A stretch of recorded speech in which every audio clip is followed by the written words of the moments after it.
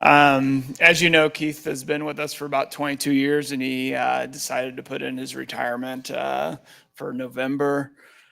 We've been a very Keith-centric department for many, many years, and when everything goes through one employee, we're kind of looking at what other cities are doing and trying to expand for our growing city. So that's where Paula's strengths come in. Is she's an excellent at everything, but at this type of reorganization type, what works best in what place, and I'll let her introduce herself. But that's just kind of my 2 cents on what we're doing with this hire. Good evening. Thank you for that amazing introduction. Lower your expectations just a little bit. It'll be good. This is day 6 officially in the city of Bel Aire, but I have a long history. I worked for Sedgwick County for 21 years, oversaw project services, and did all the construction and all kinds of development work, and then worked for Wichita State as an outward-facing center, working with lots of communities. I've been here before. I did some board retreat work for you when Ty brought me in. So I'm happy to be here. This last 6 days has been, what do we do? How will we do it? And asking lots of questions. And so I'm doing some research, trying to do some process mapping, trying to be prepared for when we do the module related to planning and zoning for the ERP module, trying to better understand just how processes flow and where I intersect into those processes so we can be the best department we can. And miss terribly Keith as he leaves. So I'm trying to absorb as much as I can before he leaves on November 1st. So I hope to see you all frequently and continue to keep you updated on all the things that are happening in the department. But thank you. Thank you. Welcome. Yeah. Next, we wanted to give a little ERP update. Barry's here to do that. Good evening, council members. With me tonight is Brian Mackey. He's our consultant that the city brought on for when we decided to start the process for the implementation for the ERP system and the whole RFP process and choosing a new ERP system for the city. So Brian's going to come up here and help me out with the presentation, and I'll kind of let him give you the first rundown on how this all got started and kind of where we're heading from now. Thanks, Barry. It's good to see you all again. When we last spoke, it was, I think, last November. When I walked you through a piece of analysis that I had done, I went and sat with every department that the city had and watched the employees as they did their job and documented situations where I saw inefficiencies or just problems with the systems that they had in place. So I'm going to give you kind of just a refresher on that briefly, and then we'll walk through the timeline, the status of where we are now with the implementation. And then, lay you out the phases that have gone through. With any program of this size, you never go big bang. It's always done module by module in phases. That's absolutely a best practice. Get you a review of where we are on the budget. Spoiler alert, we're on or under budget right now, so that's all good. And then Barry's going to talk more about some of the initial reactions from the employees as they're starting to experience the system.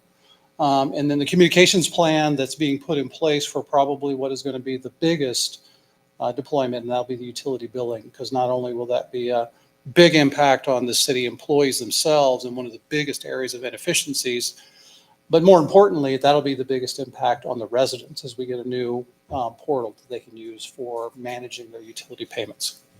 And then finally, we'll just close with a summary. So that's what's on task for tonight. There's an eye chart. I'm not going to take you through all this. This is just kind of a refresher. Maybe, Tom, you weren't here, you're new, but this was just kind of a summary of the challenges that I found as I went through and looked at the city's systems and how they were being used. There were a long list of both functional gaps that caused the employees to have to do extra manual work to keep different systems in sync, which is a time sink, but also creates the opportunity for data entry errors and data to get out of sync between the systems. But then there were also technical gaps. These were older systems, in one case 20 years old, so they were not up to par in terms of the latest regulations around data privacy and security. It was a typical thing that I see with a lot of organizations. If you remember, I worked for IBM for many years. We bought a lot of companies, typically smaller companies. And what I found here is what I've find typical with fast growing small organizations. You know, they start out with a shoestring budget, they do the best they can, and then they rapidly grow, and then they outgrow the systems. And you typically, they get to a inflection point where you say, okay, it's time. And that's kind of where we got last year, and thank the city council for the approval to move forward with it. And we'll give you just an update of where we are. Oh, just a brief, this was the overview of the city's processes and the systems that supported it. So the rectangles are processes, the circles are systems. As you might imagine, red is bad, yellow's kind of bad, green's good. So that's kind of where they started. And when we're finished, it'll look like this. So there'll be a ton of efficiency gained because it'll all be in one system. So all of the work that goes on today of keeping the systems in sync as they move data back and forth. You're going to have automated interfaces with the meter readers now. There'll be the manual timesheets that the employees have to do all go away. So just a ton of efficiency. And I think one of the things that people often think about or don't think about when you're looking at inefficiency is the opportunity costs. As I went around, I was pretty impressed with the employees that the city has on staff. And I just kept thinking about what could they be focused on if they weren't spending hours every week doing menial tasks because the systems didn't talk to each other. So I think that's going to be one of the biggest things is you're going to be able to get these folks that have got a lot of gray matter working on higher level activities instead of menial tasks. This is a very high level of the timeline. There's a project plan behind this with hundreds upon hundreds of individual rows, as you might imagine for something like this. On the top row, the first deployment was the financial section, and that's done. And that was the foundation for most ERP packages. You typically want to start there because that's where you set up your organizational hierarchy, your chart of accounts. A lot of the things that get put in place there are a dependency for everything that comes after it. The next that I've got listed is in progress. And as of today, that's actually inaccurate. Payroll and benefits. Barry told me that the first payroll run completed today. So they're now got payroll in there as well as employee benefits. One of the pleasant surprises that we weren't sure of when we presented to you the first time was whether or not we were going to be able to eliminate a portal that they use for signing up employees' benefits. And this will replace that. So that'll save quite a bit of money for the company or the time for the employees. The biggest one, like I said, is utility billing. That one is in process. We've done sample data conversions already. There were some initial hiccups with that, which wasn't a surprise, but they worked through those. And that's targeted to go live in December. And that'll be, again, I think the biggest of any of these deployments because of the level of impact internally, but as well outward facing to the residents. After that will be Parks and Rec. We've got a plan in place for that, and that's scheduled to go live next February. Community development is one of the ones I think that's probably going to be the most challenging for the city in terms of willingness to adopt new ways of doing things.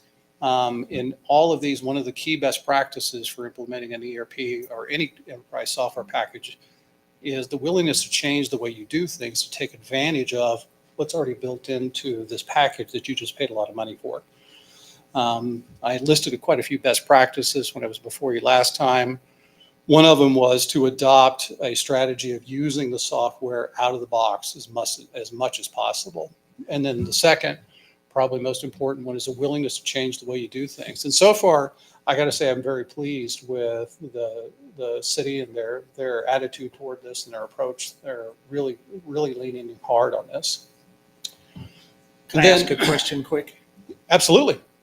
How much historical data will be backported or transferred back into the system so that you have some kind of a trend instead of everything just reset at, really recent, and you really don't have a lot of back information, which is always nice to have the historical, Sure.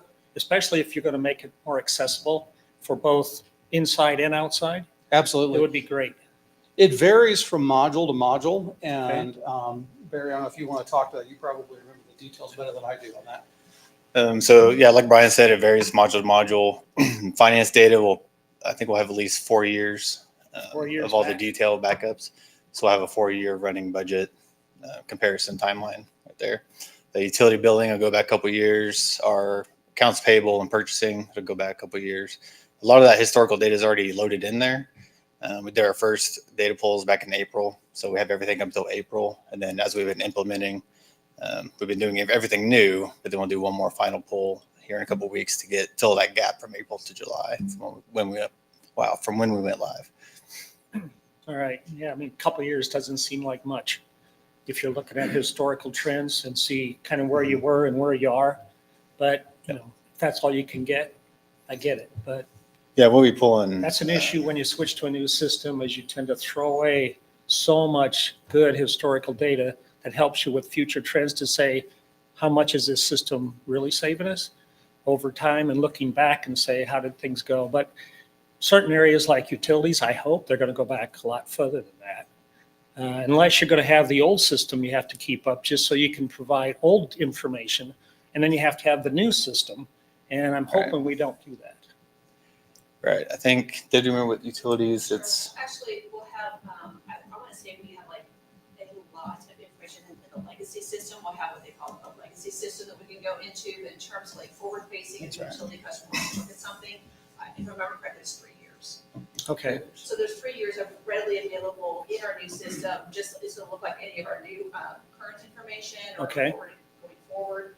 But even like for your finance, I want to say your vendors, you still have like years. That's right. There's a whole separate section, historical legacy data, and down there at the bottom. So I think I so. mean, Report payroll on it. seems like one where people are going to probably want to know some historical beyond 3 years back if they've been here for quite a while. Yeah. Okay. Thanks. But it's not stored in a box somewhere. Everything we have will be in the new system. In the new system, yes. Yeah. Yes, we're getting away from paper. 100%. Thank you. So then time and attendance, that one will be where we eliminate the manual timesheets that the employees do today. There'll be time clocks that they just use. That'll be a big benefit to them. Municipal court, we're still working. We're waiting for Tyler to get a product manager assigned to that so that we can get a schedule put in place. We escalated that with them last week, so I'm hoping we're going to hear back from Tyler pretty quickly to get that aspect of going. But I think we're still, my estimation is we're still going to be within the 18-month window. I think, I don't know if it was the mayor off to the side or directly with you guys. You asked me my best guess on what a program like this would take, and I said it's 12 to 18 months is be my guess, and that's kind of where we are. Okay, so I'm going to take you through just kind of the first couple of first few phases, and Barry, you'll want to chime in on these as well. Again, I was very involved in doing the upfront analysis and helping with the business case and negotiating the contract, but I want to be clear, I've just been kind of advising the city. It's been Barry and Deb and Princess that are running this thing, so they deserve all the credit for how things are going, because it's going pretty smoothly so far. So again, phase one was the financials. Again, that's the basis. We all expected that would be the first one that the vendor would want to do, and it has been. Barry took advantage of it and implemented a whole new chart of accounts as a part of it. It's going to give some improvements in the granular reporting and how they're going to be able to do analysis. No legacy systems eliminated yet. This is just a foundational piece. And as a Tom, I think I'm kind of picking up, you've been through projects like this one. This phase here, we are actually increasing some inefficiency because now there's still the old G-Works system. Mm-hmm. And you've got the new system. So there's some journal entries they have to do to keep those things in sync. You got to do double entry for a while. It's not completely double entry, but there's definitely additional work. Sure. And that goes back to one of the best practices that I mentioned is if you're going to do a project like this, you got to commit to get to the end of the job. Because if you quit halfway through, you got more systems than you started with and more work than you started with. So once you start, you got to finish. And this is an example of why that's the case.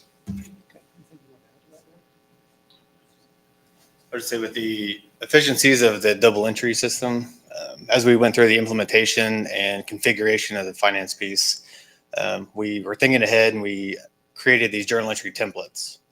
So we have to enter every single day's worth of data from our old system to our new system for utility and court. I was able to do all of August in about 4 hours, every working day in August.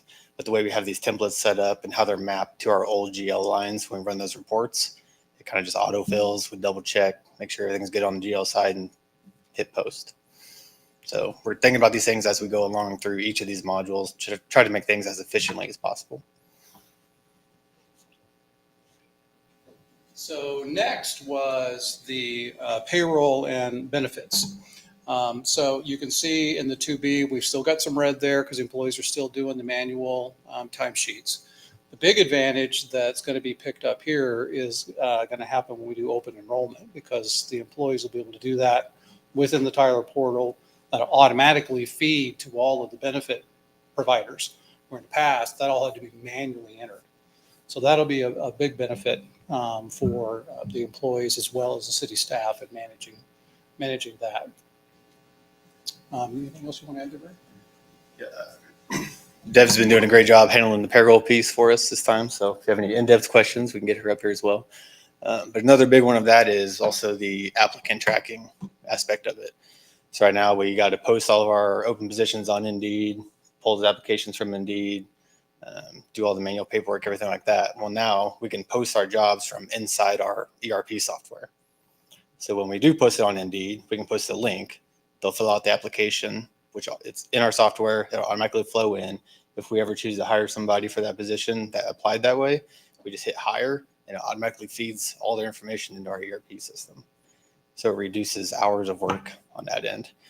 We can take notes on the hiring process, everything just within the system itself. So everything is like one piece turnkey solution when it comes to that. Anything else on the payroll? No. All right.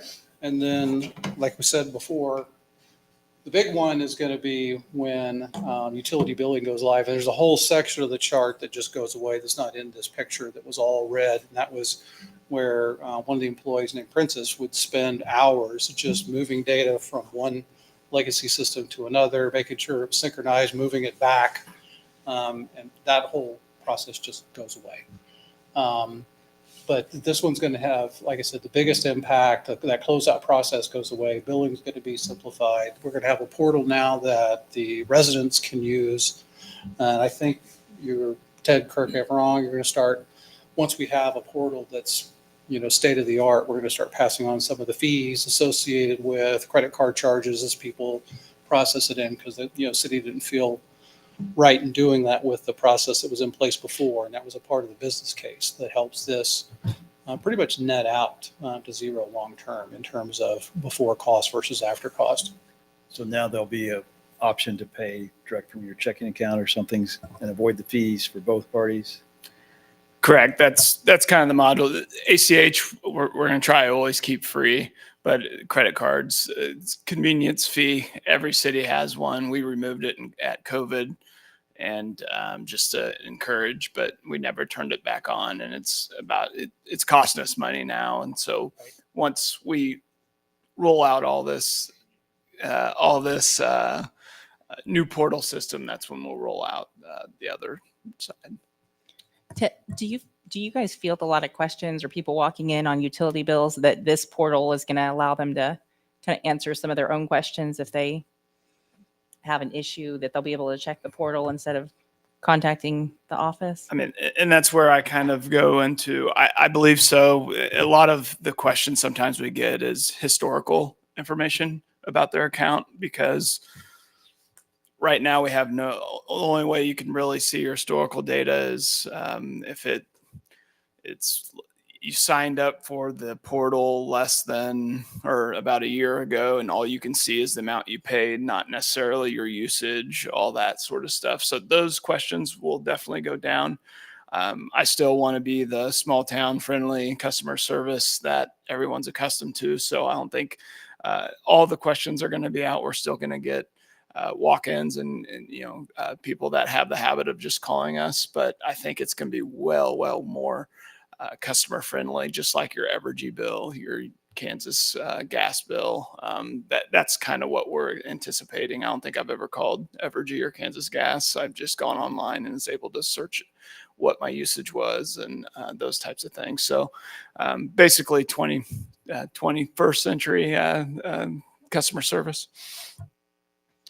The other thing that's going to happen about this same time is that with the ability to, easier ability with the portal to pay online, the city's going to stop accepting payments, credit card payments over the phone, which they do today, which puts the city in possession of people's credit card information, which is not something that we want the city doing. So that combined with some new card readers that are going to be coming in on board, where if customers come in to pay, they won't be handing their credit card to a city employee who will then be in possession of it to swipe it. They'll be able to swipe it themselves. So these changes will get the city completely out of the business of having any possession of credit card information, which will be a dramatic reduction in exposure for audit risk and so forth for the city. Anything else you want to say? Pretty much covered it. It's good. Okay. And then I think, these are yours, Ted, so, or Eric, sorry. So I get a lot of questions, neighbors, family members. Hey, how was work today? Oh, we're implementing a new software.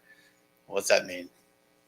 Well, there's a lot to it. It's hard to explain all at once in a simple conversation. And just to kind of give you a highlight of kind of what Brian was mentioning to earlier, there's 100 lines of data of all these steps that we have to go through for each of these modules. I know it's hard to read and it's real small, but this is just the finance piece. This is from April 12th all the way to July 29th. Every single one of these requires hours of work, whether scrubbing data, importing data from our old system, training, configuring modules, the back end configuration, security roles for employees. What can they access? What do they have access to? What can they see? How do these internal processes work now with the software while we're building internal workflows within the software? So we have approval processes and audit trails and everything like that. So a lot goes into this, especially when it comes to the finance piece. Configuring the bank reconciliation, cashiering, the content manager, how we house and store all of our digital documentation moving forward. So just to give you a quick idea, during that timeline, there's about 608 working hours. 204 of that was working directly with the Tyler team, doing current state process reviews, status updates with our project manager every couple of weeks for a couple hours at a time. The chart of accounts, that was 38 hours just by itself. Deb and I went down to Derby and Andover because they use ERP Pro 10 to get some ideas and feedback on their best practices when it comes to utility billing and finance and payroll and everything like that. So we went down there and got some information from them. Tyler trainings, done over 56 hours of training just on the configuration modules and end user trainings there. So just the finance portion of this was just over 360 hours, which is about 60% of that total time. So it just takes a lot of effort and a lot of energy to get these things done correctly. And we got it implemented with zero hiccups. Had the cashiering installed, implemented, trained everyone downstairs, and we were rolling in mid-July. So a little bit of what changed for the finance department. The big one was the chart of accounts. We totally revamped it. We revised the department structure. In our old system, it was just the fund and the department. Now we have fund, department, and division. So what that does is means within the general fund, there's an admin department, but now there's a city manager department or a division, or engineering division, legal division, finance division, and so forth. Each division has their own set of custom line items, specifically for their own needs. And what the structure does, it allows for much more granularity when it comes to reporting, coding, invoicing, everything like that, searching up old data. We created a pooled cash environment rather than having separate banks in our system with separate cash lines and doing journal entries back and forth all the time. Now it's under one big umbrella, so we can much more easily transfer funds between funds, everything internally within the system itself. Accounts payable, we configured and implemented purchasing, which is requisitions and purchase orders. We haven't quite rolled that out to staff yet. Still trying to catch up and figure out a better process for that internally for each department. For the vendors, we had to go through all the 1099 information, import all the data, and all their W-9 information as well. Make sure all those numbers were down to the penny. Budgeting, I'm excited about this because it can be 100% done within the system now. No more Excel sheets, no more printing the PDF and copy and pasting things together. We can do it 100% within the system, assign out each department to each respective department head. They can fill it out. We can assign tasks. We can attach quotes. We can attach images to help with the understanding of what's being asked for, everything like that within the system itself. As we bring those to council, we'll update them, revise them until we finally just roll it over into production. So it'll all be electronic moving forward there. Cashiering, that's our payment process or payment taking process downstairs. That was extremely streamlined. That process went from about 45 minutes down to about 3 or 4 minutes when it comes to the receiving side. Content manager, that's our digital storage and of all of our documentation that we can do within Tyler now.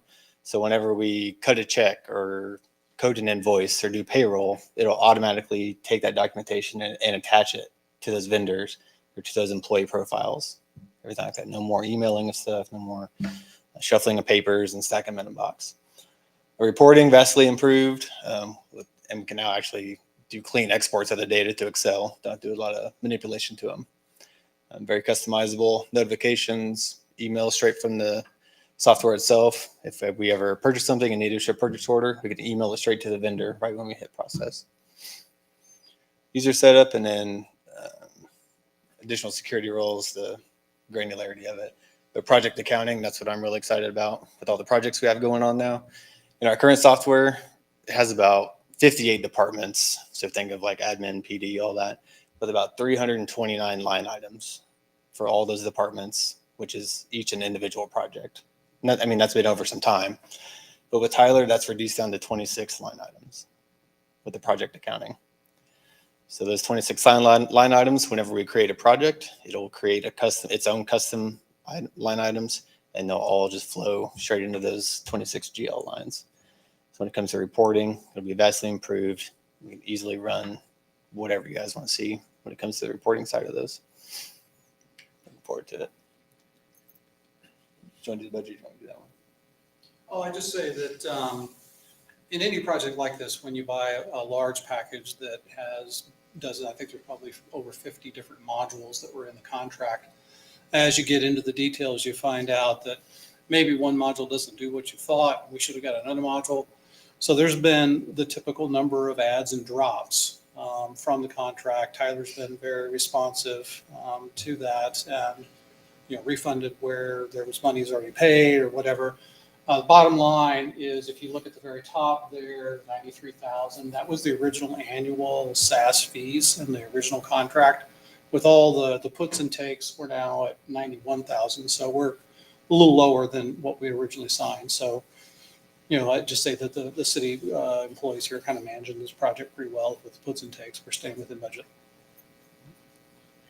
So software changes for the ERP system are handled by an outside organization, or will there be people in the city that understand how to program the ERP system? Is it pretty much locked and only you have to always ask for additional funds in order to make a change to the system if you're outside of the cookie cutter allowance?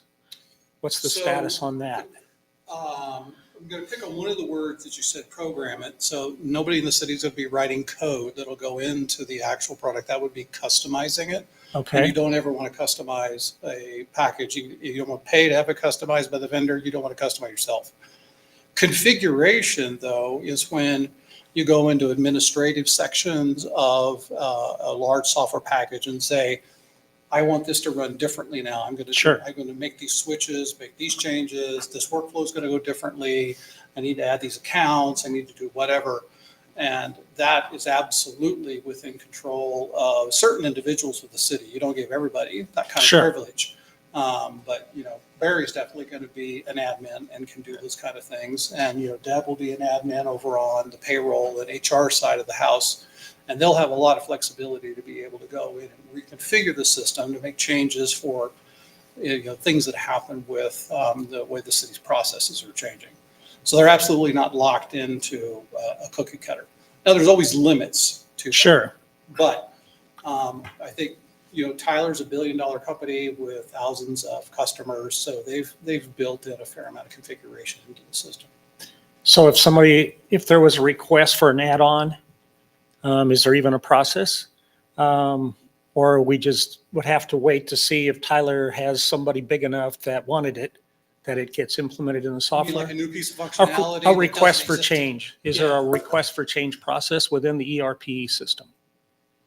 Yeah, we can certainly put that in there, but like with any application of this size, they have to prioritize. Absolutely. Yeah, which, we've got, 50 customers over here that want, this enhancement. We've got 2 customers that want this one. The one with 50 customers is going to get their time and attention, and that'll get introduced into the system. But they do have a pretty good user community and so forth, where the city, if they choose, can get involved and make their voices heard on things that are important to them. If there are certain pieces of functionality that aren't there today, that they can participate in that. Okay, thanks. And Tom, we talked a lot about that when we purchased this. I think 25 years ago, everybody was doing stuff by paper, and these systems came out all at once, and there's 25 mom and pop shops that came and sold. Each city selected which one they're going with. And then looking back 25 years, there's clear losers and winners. Some just remained in that certain system all 25 years.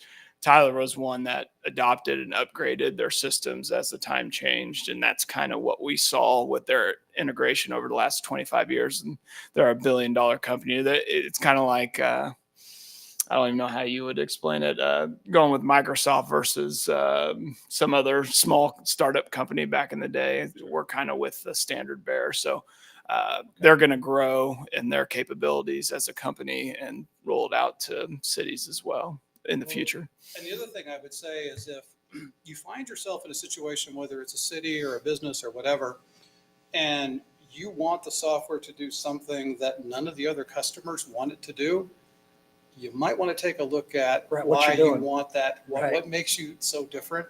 Odds are you're not that special, and you'd be better off just changing and adopting best practices that other users, other vendor or company are using. Okay, thanks. So yeah, as far as budget goes, we're on track, just slightly under, and doing pretty good on the hourly services as well. We're under there on the budgeted amounts for the professional services. So some initial feedback from the Tyler team themselves. Seems like every time we have a call with the implementation consultants or our project managers, they say, man, you guys are always a step ahead. You're always ahead of the game wherever we're supposed to be at. And, Deb's done a great job with that. We've all done a great job with asking for what do you need ahead of time, so we can start working on that internally. So when the day comes to start that implementation and configuration, we just hit the ground running. Everything's done. We already know our processes in and out. Let's get them into the new software there. So yeah, that was the feedback from Tyler Tech. We're well planned, dedicated team getting this involved. We're talking to staff. I was asking all the clerks downstairs how they enjoy the software, and they said it's very user friendly. It's very intuitive when it comes to using the software. Every module, every process is pretty much has the same standard steps. You got to load it, process it, post it, complete it. And it keeps that same trend throughout every process there is within the software. So once you kind of learn 1 or 2 of those processes, you won't have a problem doing anything else. As far as the other departments, where we was about to start their implementation, they're getting excited about it. They're wanting to know, hey, when's it going to be our turn? Like, let's get going. We're seeing all the cool stuff that's going on now, and we're excited to get going, especially with Parks and Rec and community development. That would be a big one there. So we're looking forward to it. So as Brian was saying, our communications plan for the utility billing, that utility billing module, that's going to be a bear. It is the most important one just because of how many people it affects. So we're kind of throwing around some ideas now of how we can really get that information out there and make it easy to understand and follow. So we're thinking about once we actually get access to the test system and the test online portal, we'll start putting together this promo material. We'll bring it back and get some feedback from council and everything like that. But we're thinking about going to the senior center, setting up events there, help people get enrolled there. Maybe whenever we have a city event, set up a booth with some laptops, help people enroll there. Put together some instructional videos on how-tos, where to go, where to click, what to type in, everything like that. Roll that out on social media and the website as well. Really drive all that information towards creating that new online portal account. Really help that. As well as all the information on the new ways to pay. So we'll have Google Pay, Apple Pay, all the things, tap to pay, all the good things.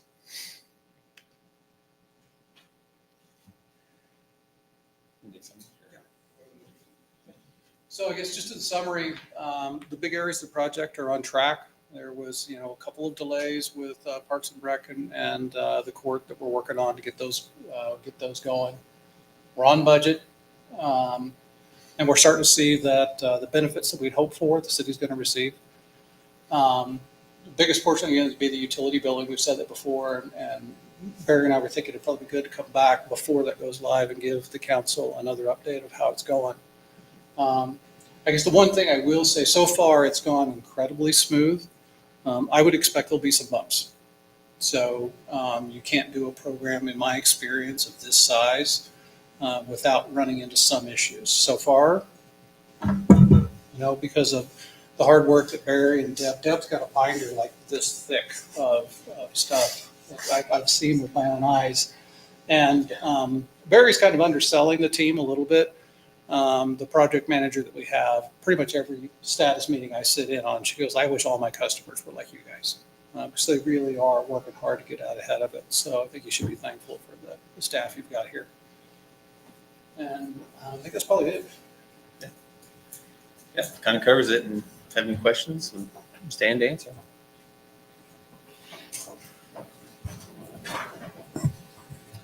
I know we outsourced the physical mailing of our utility bills a while back. Nothing about that will change with this implementation. Is that right? Correct. We're still going to use InfoSource. It's been a good little program for us. Yeah, we can definitely push the option to enroll in electronic billing now, though. And if that option is selected, that bill will no longer be sent to the printers. So it automatically pull all those out that are emailed out. So it should reduce that a little bit once you push that information out.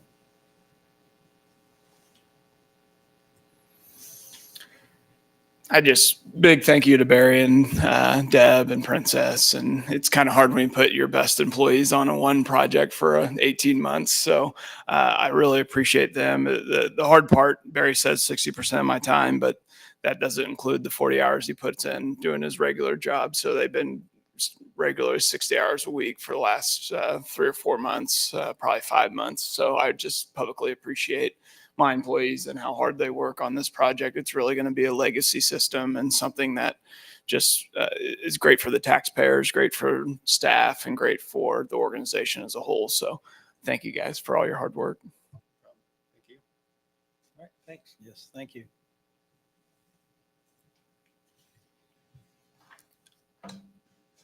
Next, we're going to talk a little bit about grants and Kristen Zimmerman. You can come up here. She's been with me she's with PEC, but she's helping me and the city on several different projects. And she has I'll let her introduce herself. She has a great grant writing and grant understanding. So I just wanted to invite her. But first, we're going to throw you a curveball and talk about K254 because she's also kind of leading up that efforts. And I thought it's a great opportunity for her to share a little bit about that project as well. Okay, sounds good. Well, thank you, Ted. Good evening, council members. Thank you so much for having me here. Like Ted mentioned, my name is Kristen Zimmerman. I'm a planner with Professional Engineering Consultants and a team lead for our planning and GIS team. We are on the KDOT K254 Corridor Management Plan update.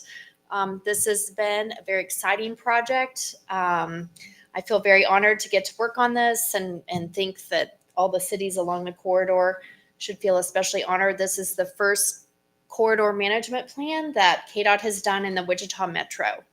So these are done fairly regularly in the Kansas City Metro. And what they do is they are organized around a highway where development is expected to happen in the near, moderate, and long term. So very exciting. It sort of helps the cities get out a little bit ahead of that, and it helps KDOT also kind of get ahead of that, and it kind of strengthens that relationship between the communities that are in charge of land use, you know, your zoning, your development. So the committee or the communities are, you know, guiding that, steering that.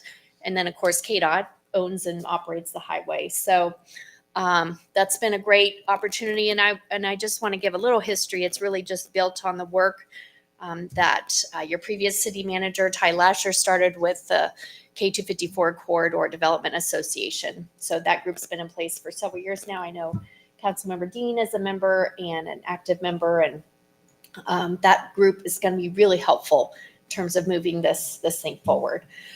So the last round of, as you can see here, the last round of engagements planned for this fall. This study's really wrapping up. And I did hand out, this is the most recent fact sheet.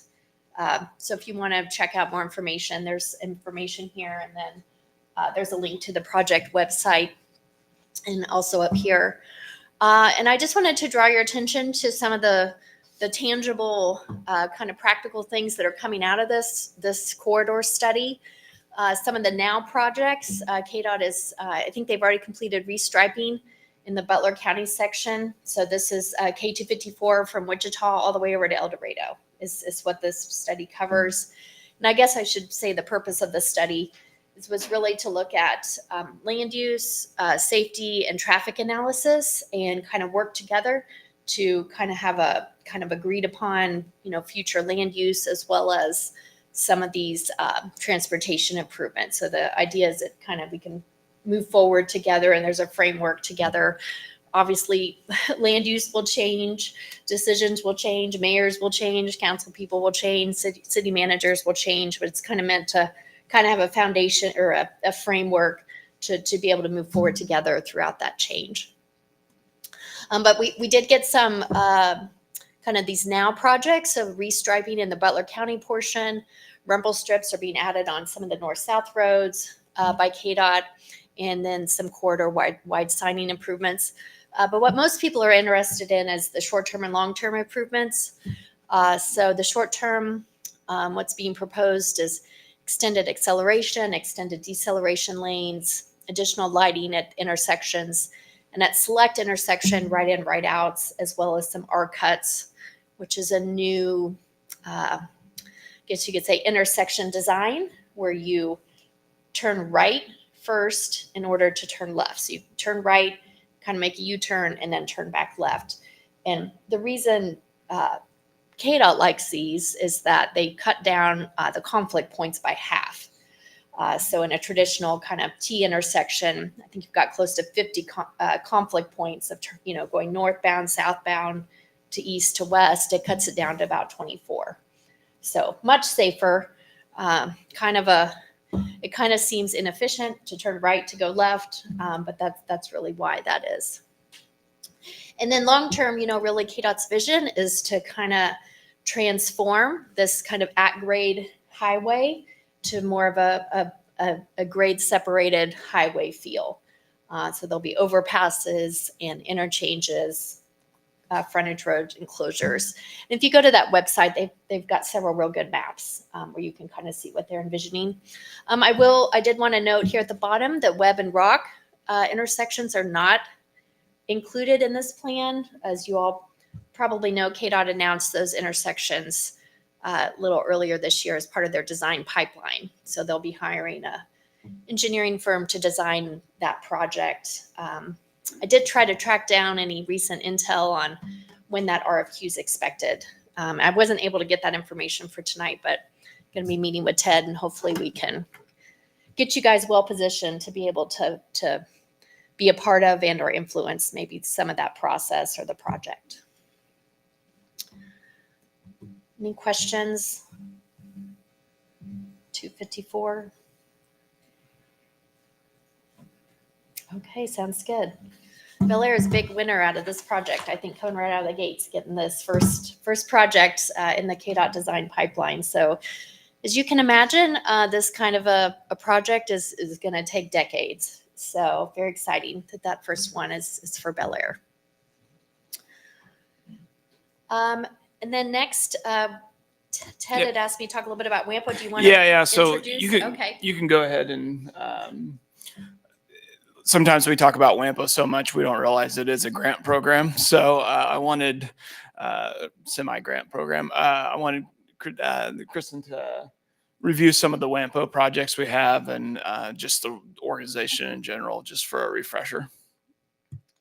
Okay, let's see if I can get this thing to work. Whoop, no. Here we go. So here's just a few facts I laid out about WAMPO. Bel Aire is one of the members of WAMPO. It is a regional organization. It's a designated what's called metropolitan planning area for the greater Wichita Metro. There's a WAMPO in every metropolitan area in the United States that has over 50,000 people. And then there's a WAMPO that awards money for every metro area that's over 250,000. So of course the Wichita Metro falls into that last classification. So the federal, these have been in place, oh gosh, probably close to 50 years now. They started as part of the federal U.S. Department of Transportation Highway Acts. You know, we're probably all familiar with the money, you know, to build the interstate system. Well, shortly after that, there was a requirement put in place to have these kind of organizations to make sure that the planning in metropolitan areas was coordinated among many jurisdictions, right? There wasn't, you know, the feds didn't want to be sharing money and have a road stop at a city jurisdiction's boundary or your city boundary line because you were in a fight with your neighboring jurisdiction. So there is a requirement for any federal money to be spent in this for these things to exist. And really, they also operate as kind of checks and balances with the state DOT. So all, you know, all the states have a DOT and they're the designee for the bulk of the federal transportation money. And so as you can imagine, as our demographics have changed, there's rural needs, there's urban needs, and really MPOs have helped to kind of advocate for some of the more urban, suburban needs. While sometimes DOTs can tend to focus on the rural needs. So that's sort of what WAMPO is here in Wichita. All the local governments in the WAMPO planning area are members, including Bel Aire. I think there's 26 or 28 members. It's all of Sedgwick County and then a portion of Butler County, and then includes Andover and Rose Hill, and then a portion of Sumner County that includes the Sumner County portion of Mulvane. So all the local governments, they work on long-range transportation plans, short-range programming, which is of most interest to most of the members. They do award this $12 million a year. That is federal funding. I kind of like to call it federal funding light because the state, KDOT, administers the funding. WAMPO awards it, kind of chooses which projects get it, and the state administers it, and then the cities get the benefit of it, don't have to administer it and go through some of the other grant hurdles. And then it is governed by a transportation policy body, which is similar to this body of a kind of a city council. It's just called that of elected officials from each member jurisdiction. And they do have a pretty good sized staff with a director and staff with their own operating budget. So that's kind of WAMPO basics. Any questions? There's no state or Sedgwick County money. It's all federal funding For the 12 million or for the Mhm. operating? for all of it. Yeah. Well, the 12 million is all federal. exclusively federal funding. Mhm. I will say that there's a small portion of that 12 million, maybe around $1 million to $2 million of that is federal funding that KDOT has chosen to share with WAMPO. There's also a WAMPO in the Kansas City Metro. It's called MARC, Mid-America Regional Council. And so KDOT has chosen to share. You're probably familiar. KDOT is very generous. I mean, they share some of their other federal money with cities and counties. So, but it's federal money, but it's theirs to use, and then they choose to share it. And then the operating budget, that is about 80% federal, and then 20% is really from local governments coming from member dues. And there's something called a tip fee, so that when you get an award, like Woodlawn was a WAMPO project, and the city paid. It's a small percentage. I want to say between 1% and 2% to WAMPO is kind of a administrative fee that's part of that. I will say WAMPO has really been a great resource to local governments in the area in terms of paying for arterials. There's not a written policy or directive. There are some federal regulations, but there's a lot of discretion on what this could be used for, this 12 million. And really probably for the last 20 years or so, it's really been to supplement local governments' budgets to pay for arterial projects. That I would say that's been the bulk of it. And those are all 80-20 matches, or is it at the discretion of the policy board? It's at the discretion of the policy board. I know right now they're trying to get to 80-20 for all projects, but it's, as you know from your recent experience with Woodlawn and maybe looking at some other street projects, this $12 million doesn't go very far. You could probably pay for 1 mile of one arterial street project. So that's lots of interest and not a lot of money. How has that funding increased over the years? It's been pretty stable, I will say. I think it's maybe up to maybe 13 now with this new the Infrastructure Act, but it has been that 12 million I know has been pretty consistent probably since, I know at least for the last 15 years. So it's not even keeping up with inflation then? No, because it's a formula that's set, that's a part of the federal legislation. I do know that it's called AMPA, the American Association of Metropolitan Planning Organizations. I think there's around 400 or 500 of these all across the country. It's every metro area that's over 250,000.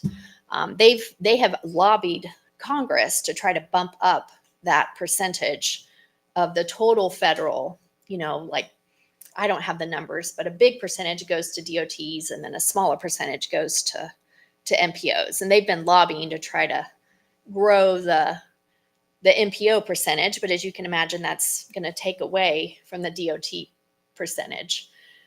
So as you can imagine, there's lobbyists on both sides of that. But there has been a long-standing effort to try to bump that up. I'm just thinking you could pave a lot more road 15 years ago for 12 million than you can now. Yes.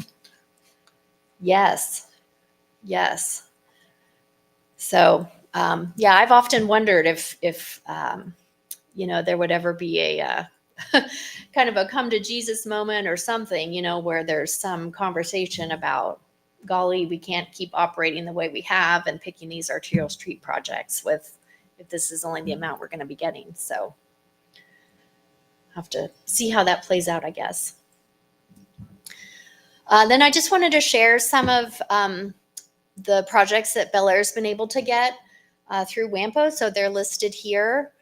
So most recently was Woodlawn. I know the sidewalk was pulled off as the rest of the 53rd project got funded through WAMPO, and then was just recently announced 45th, and this multi-use trail phase 1 was just recently announced for 2027. So they're going to pay they're going to participate in all of the mile on 45th between Oliver and Woodlawn? That's good news. Yes. I will say right now, I think you're around a 65-35 split instead of 80-20. There are opportunities to request more money about every 2 years. So this was just announced maybe earlier this year. So it'll probably be another couple years, but that's really good because then your design will be a little bit further along and you'll have a better sense of what the actual cost is going to be. They really try hard to get up to 80%. But as you can imagine, like we were just talking about, it's very tough. there's probably 3 projects that are funded per year. And a lot of times they have to go over multiple years. So talk a little bit about that while we're there.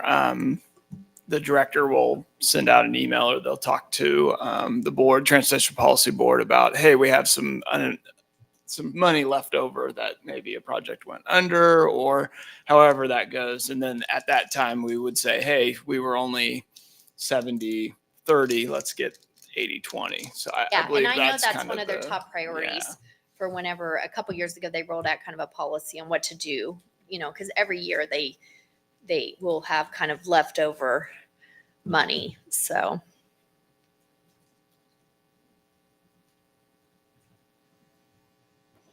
Okay, anything else on WAMPO?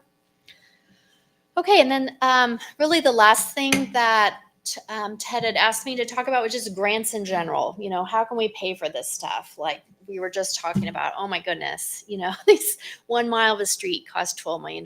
This is how can we keep working on our city and making improvements? And, we just heard about this new accounting system. And so just like kind of internally, externally, we want to keep making improvements as the city grows.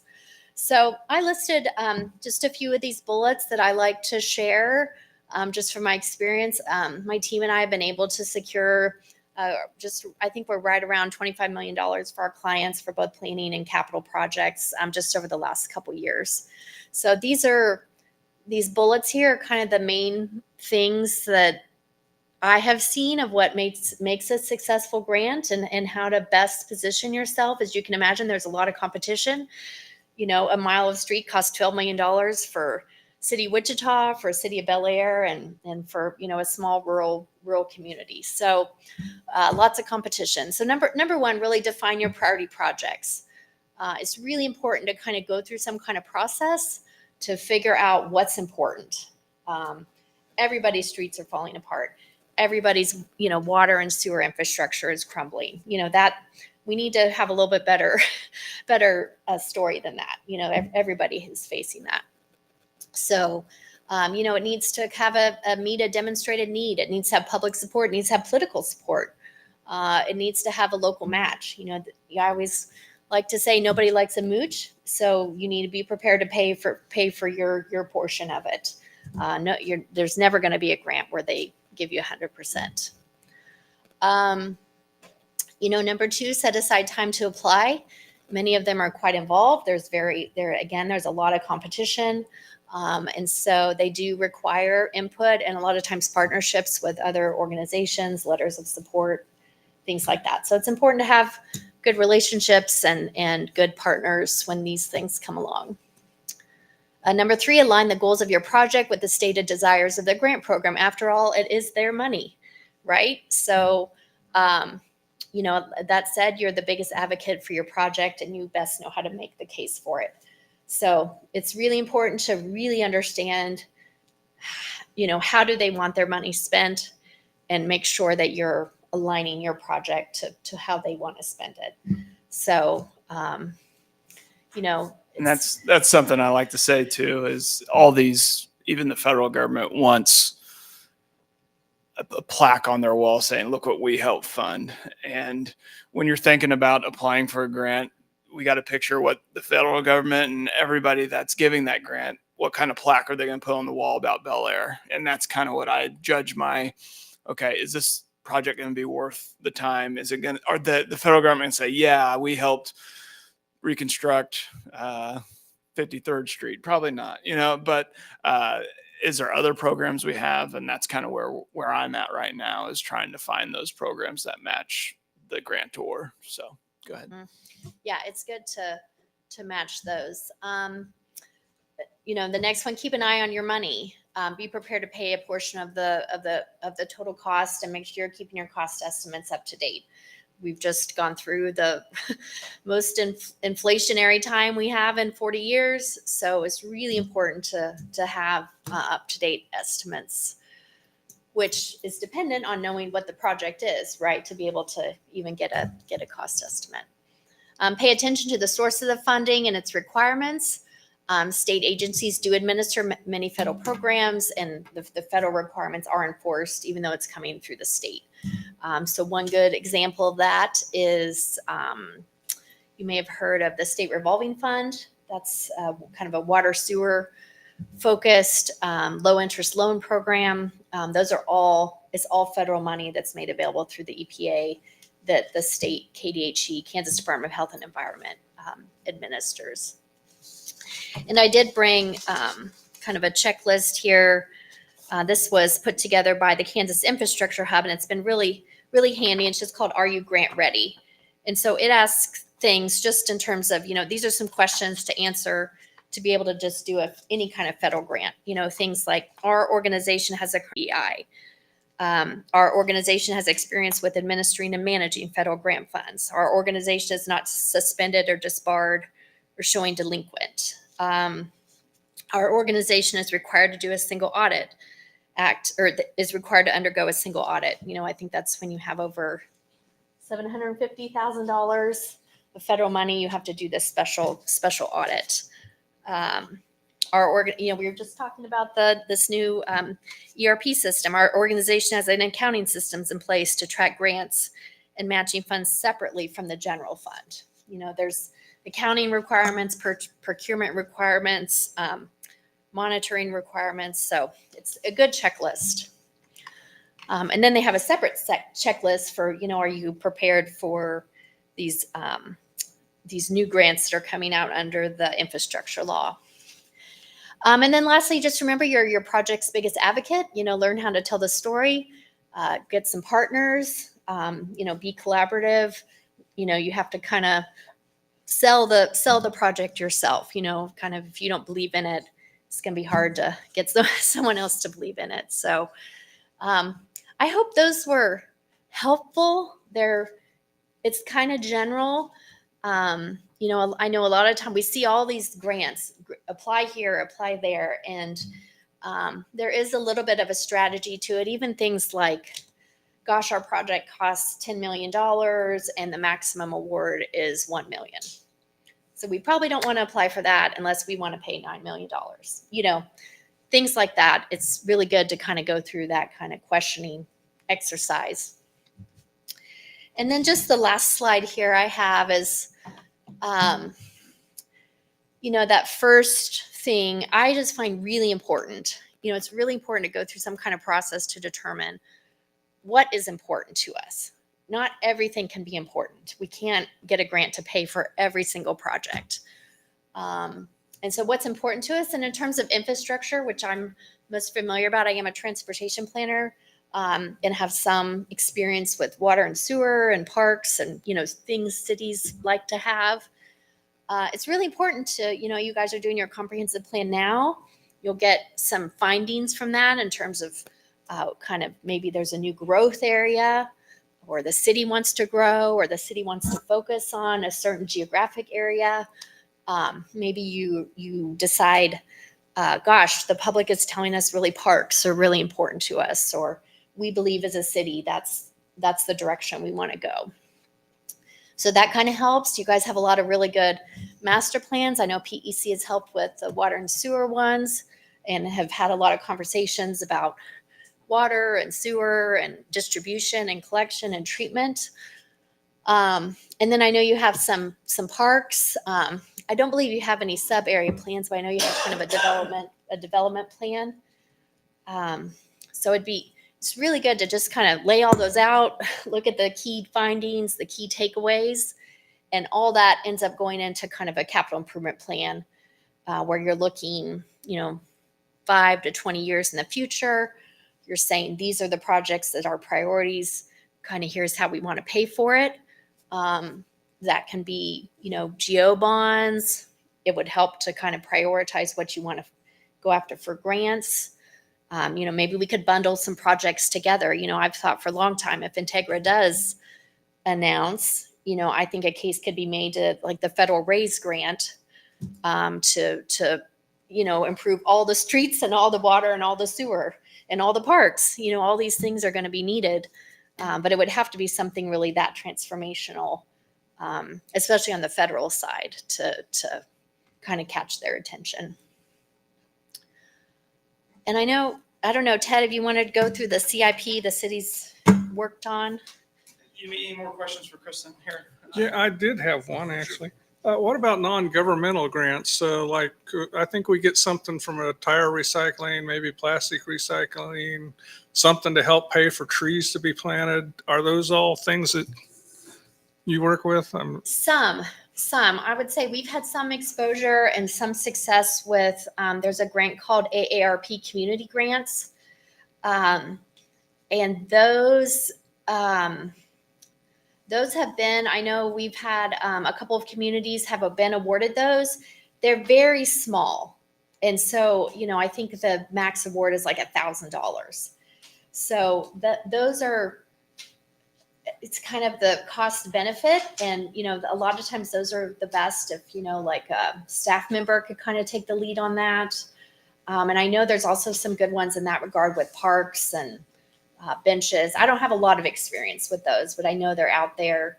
Some of the community grants like Walmart, Target, I know Evergy, they have some community grants. So that'd be a good place to look into, and kind of doing a CIP or just kind of making a list, even like, here's all the things we're interested in. I find that works the best. Kind of make a list and say, this is what we're interested in. Go try to find us something a grant program to pay for it. Yeah, we're not such a big city that we won't take $1,000 for something. Yes.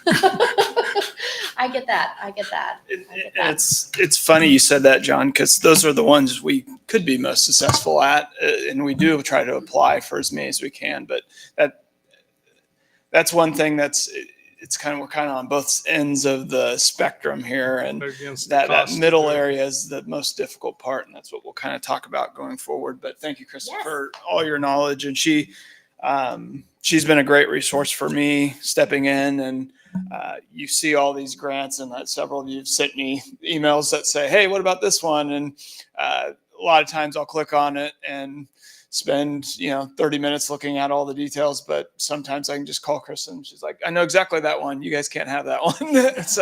so she talk about time savings, talk about her wealth of knowledge has benefited the city greatly. Yeah, that's the other thing. And that's kind of where I'm going with a lot of these projects as he gets it loaded up. Cost share, I think I said a little something about it. It's about $1 million grant. We have our bike and walk group that put together a master plan a while ago, and it kind of stretches east to west of our city, and we put in for that for phase 2 and 3 of that. And we talk about, do you have a good story to tell? Miss Wheelchair America lives in Bel Aire. She wrote us a letter of support. Those types of things is what I look forward when we're looking at selection process. But what I'm going to show you is kind of our CIP. And Ty and I did this about a year ago, or a little more than a year ago, with the council. And it's always good to bring up our priorities and where we're at in them.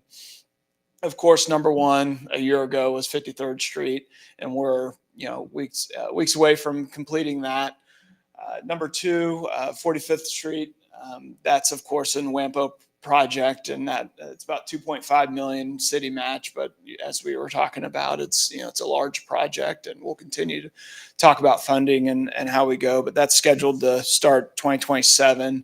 Now we'll see how we can do it, because it's not to get too technical, it's advanced refunding. So we won't receive the whole match in 2027, but over 2 years or 2 years, I think it is. So we'll have to financially budget for that.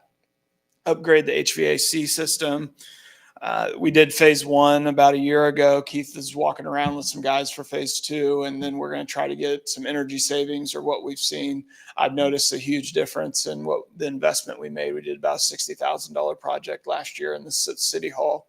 That's been a good project to have, just with overall comfort and employee comfort. If you've had a meeting downstairs in the conference room, you've realized that it's nice and cool down there in the summer instead of hot, which is really nice. New public works facility, that was a big win for us so far.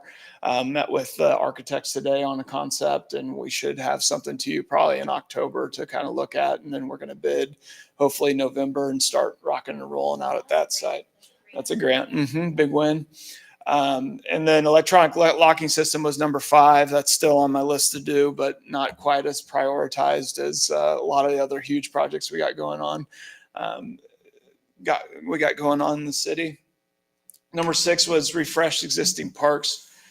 We did about 150,000 in the CIP this year. I think we'll continue to do that. This is an area that grants, some of these private grants that we see from Lowe's in different areas. We might be able to apply for some of that. But as you know, with our Skyview project, 350 gets you $1,000, get you just a standard little park. These parks are huge. So a lot of that is citizen driven. A lot of that is willingness to pay either through taxes or other use tax or other ways of paying for those parks and recreation type projects. Overlay 53rd Street from Rock to Woodlawn. That would be an interesting one for maybe a future cost share, just because it's in that $1 million to $2.5 million range. So that's something I'm looking at. Central Park pool repair. I think we did that last year, so we crossed that one off the list. We were talking about splash pad, and then we found the price tag, and it's a little too much. Funding to build sidewalks and paths. That's a really strong group in our city, and I've been very happy to say we're using them, we're leveraging their enthusiasm to try to get these grants, and that's kind of the name of the game and what we're talking about. And then of course sidewalk to Central Park to Isley we completed. Building new parks, again we kind of talked about it. Kristen, do you know of any good park improvement grants that you've seen in the last couple of years, or maybe even building new park grants? Yeah, really the best one is called Land and Water Conservation Fund. This might be a program you're familiar with. Again, it's federal funding. And the way this one works is it comes through the National Park Service, and then you make an application to your state. So in our case, we would make an application to the Kansas Department of Wildlife and Parks and Tourism now. And they kind of match it with how well do these applications execute the state's recreation plan? How well does that align? And then based on that analysis, they make a recommendation to the federal National Park Service on whether or not to be recommended. So it's good. We've had good success with that project. They're looking for transformative things, innovative things that serve all populations. Lots of times we think of children for a park, but we were just working with Derby on one, and they were adding a baseball field, an adaptive use baseball field for people with disabilities to be able to play baseball and softball. You might have heard of this beep ball. They're really looking for innovative, different things that do align with their plan. So that's a really good one, and that's one I've got on my list to talk with you about. So yes. Of course, we have number 12 Woodlawn expansion from 45th to 53rd, Rock Road extension from all the way to K254, and then the rec center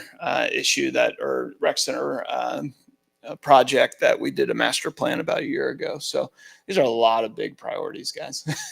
That's what the next kind of topic I want to talk about. Here's just our arterial streets that are in the WAMPO, kind of looking at future projects and areas, but it's a good map of every one of our streets need to be touched in the next 20 years, of course. And as we continue to grow, we're going to have to continue to do this type of thing. And I asked AI to put some money in the center and have rec center, a park, and streets pull that dollar apart, and that's what it came up with. So it did a pretty good job, but that's really where we're at. Is we have very limited money even for the matches. When we talk about we have a WAMPO grant for all our programs, and that's what we have to look at. We have a land debt that everybody knows, and that's really a really tight. That's what's hurting our budget right now, but it's going away in 2034.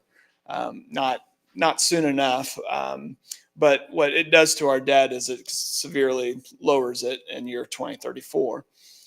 So what we've been trying to do as Barry and I, as a financial staff and our financial plan, is try to set up these WAMPO projects to hit at certain areas. It's already wrong. It's been about a year and a half since I've done this, to hit our total debt load so that we can try to smooth out that over time. As we add these new projects on, we use some of our land sale reserves to pay off our land debt, and it kind of, both forces come together to kind of smooth off that straight decrease in debt.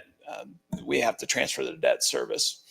The reason I'm showing you this tonight is the priorities and the decision we make on grants makes a big difference, because in this time since I put this together, we got the base grant that's going to fund our new public works facility. That adds about $2 million right here that we didn't account for. However, it's a great deal for the city. We got a great grant and everything else, but it rearranged our projections in our future. So we have to be very careful in what we want to attack. That's a good program, a good problem to have. But if you say, hey, Ted, go attack every park grant that you can find, it might use up all our matching money so that we can't do Rock Road in the future. So that's what I'm just trying to find our financial plan. And that's what Barry and I are going to work on. Needs to match our priorities, which needs to match what grants we go after. Because if we somehow get a great grant to redo our whole $14 million of a rec center, which is a great win for the city, but if it comes with a 50% match, then we're hampering ourselves from doing every artillery street or upgrading any parks. So it's really a financial exercise as well as a priority exercise as well as a grant exercise. So really just trying to bring that home. We don't have to make any major decisions right now. I know you guys get bombarded with, hey, apply for this grant, apply for that grant. I do as well. And what we're going to try to do in the next 3 to 4 months as the comp plan comes up is we see what our citizens are telling us what we want, and then we match it with the funds available, and then we go after it. And then we have that great story to tell these grantors, and then we go hard at what we want to do. So it seems, I've been here 8 years, and a lot of it is whatever we can get. We had all this land for sale, and a developer comes in and you say, oh, do whatever you want, that kind of thing. This is a long time ago. That's what I'm saying. But as we grow as a city, we're going to become more planned, more directed, more policy driven, more that's my vision for Bel Aire, is more strategic in our thinking and in our application of our funds. Any questions? How much city time do you think is spent researching grants? So the good part is I have a pretty good priority list, in that I'm not afraid to tell you guys either we don't have time for this one or it's not a good match. And that's where kind of our on-call agreement with PEC has paid off a lot with me. And I got, which before I'd take an hour and a half reviewing something, I can just call Kristen and she can say that might be a good fit. That could be a good fit. Right now, all our free time sucked up with the ERP, so it's a pretty timely question. I'm in control. I'm kind of running the base grant because there's no one else to do it, and that's difficult on everyone's level. And then with Kylie coming on, I've utilized her a lot of the communication pieces of getting all these support letters. She's been doing some of that work for me, so it's been a good problem to have. Is we're so busy, we don't have a lot of time. But I think if we're strategic about it, we can make time and do it right. I think the worst thing to put a staff member into is, hey, apply for this grant, and there's no enthusiasm. There's no a lot of my staff is motivated by making community better, having a purpose, not necessarily hey, we need to fill out these lines on this 25-page grant application. So the best thing to do is what we're doing tonight is let's have that meaningful conversation, that meaningful action, and then we have staff that are willing to really go after it. Jeffson. I might just add, you know, there can feel this sense of urgency, right? We get an email, oh my gosh, we need to apply. All these things, all these grants are on a cycle. They're, you know, the KDOT cost share is open twice a year. All these federal ones once a year. You know, it's not like if we aren't ready or don't do it now. It's better to be ready, go through this process, make sure everybody's on board. We have the match. We're comfortable with what risk we're opening ourselves up to and what the requirements are. You know, some of this, you know, like for example, with 45th, it's like, oh, it came in, you know, or with Woodlawn, you know, it came in more, the bid came in more than the grant money we had. So we just have to pay the difference. I mean, that's kind of some of the negative parts. Or, you know, I know when I worked at WAMPO, I had done an analysis, you know, the WAMPO arterial street projects were like 30% more than ones that were funded by just a city themselves, because there was all these federal requirements and federal, you have to go through a Uniform Act and purchasing right away. You know, KDOT has to review every single design step. You know, when a city would just design and build a 1 mile themselves, it'd be like 30% less. And it was effectively the same outcome, right? A reconstructed 1 mile in arterial. So there are pros and cons, and it is important to kind of go into this being aware of, you know, okay, well, we're in the, you know, the city, you know, the staff will take on quite a bit of monitoring. Every grant, you know, you have to turn in some kind of annual report or to turn in monitoring. And so there are costs. And so it's just important to be aware of those going into it and being comfortable with it, I guess. So that's all I would add.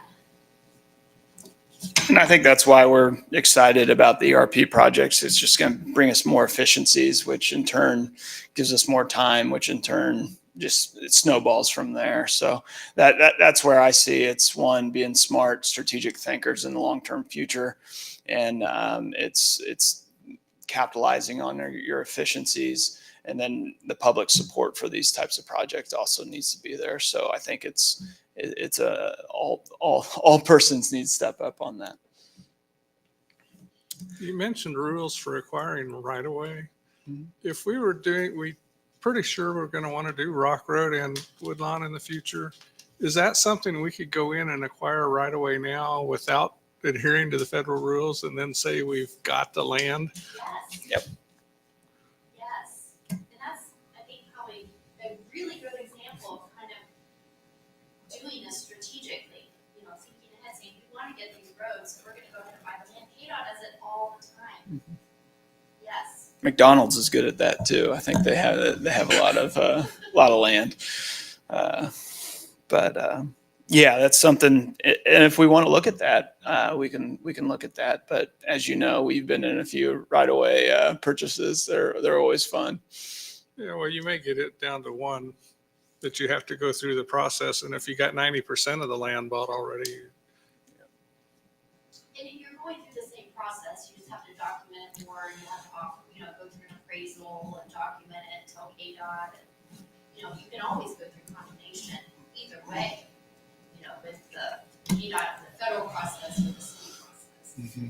So And that's kind of a sensitive topic. yeah, I don't think we'd want to go through condemnation if we're buying something for the future. I think we'd be hard pressed to justify the need. and all the projects I showed is really general funded street maintenance fund. When you talk water and sewer, which we haven't even touched, that's a whole different ballgame. When we talk user rates, that's something that probably the first of the year we're going to have to start talking about is, you know, new water towers. What's our master plan for that as we continue to grow east, how that's going to affect user rates. So that's a whole nother workshop for us to have fun with. But this is more general fund spending, which takes care of our streets, parks, recreation, building upkeep, new facilities, those types of things, just to bring it back to the budget.